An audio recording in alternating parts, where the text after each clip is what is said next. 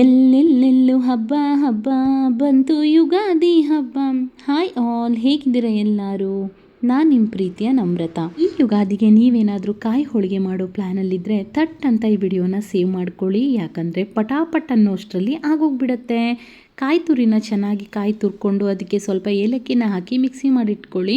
ಅದಾದಮೇಲೆ ಬೆಲ್ಲನ ಸೇರಿಸಿ ಚೆನ್ನಾಗಿ ಕಾಯಿಸಿದರೆ ಆಯಿತು, ರೆಡಿನೇ ಆಗೋಗ್ಬಿಡುತ್ತೆ. ಅದಾದಮೇಲೆ ಇಲ್ಲಿ ಮೈದಾಗೆ ಉಪ್ಪು, ಅರಿಶಿನ, ನೀರು ಹಾಕಿ ಮಿಕ್ಸ್ ಮಾಡಿ ಲಾಸ್ಟು ಆಯಿಲ್ ಚೆನ್ನಾಗಿ ಒಂದು ದೊಡ್ಡ ಸ್ಪೂನಲ್ಲಿ ಆಯಿಲ್ ಹಾಕಿ ಮಿಕ್ಸ್ ಮಾಡಿಟ್ಬಿಟ್ರೆ ಹಿಟ್ಟು ಕೂಡ ರೆಡಿ ಆಗೋಗುತ್ತೆ.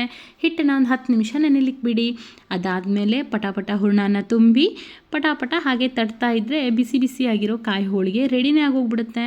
ಎಷ್ಟು ಸೂಪರ್ ಆಗೋಗ್ಬಿಡುತ್ತೆ ಅಂತಂದರೆ ನೆಕ್ಸ್ಟ್ ಎಲ್ಲ ಫೆಸ್ಟಿವಲ್ಗೂ ಕಾಯಿ ಹೋಳಿಗೆ ಮಾಡಿಲ್ವಾ ಅಂತ ಎಲ್ಲರೂ ಕೇಳ್ತಾರೆ. ಅಷ್ಟು ಚೆನ್ನಾಗಾಗುತ್ತೆ.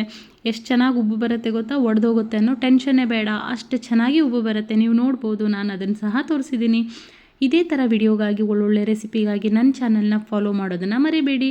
ಮತ್ತೆ ನಾಳೆ ಇನ್ನೊಂದು ವಿಡಿಯೋದಲ್ಲಿ ಸಿಗೋಣ. ಅಲ್ಲಿ ತನಕ ಬಾಯ್ ಬಾಯ್, ಎಲ್ಲರೂ ಚೆನ್ನಾಗಿರಿ.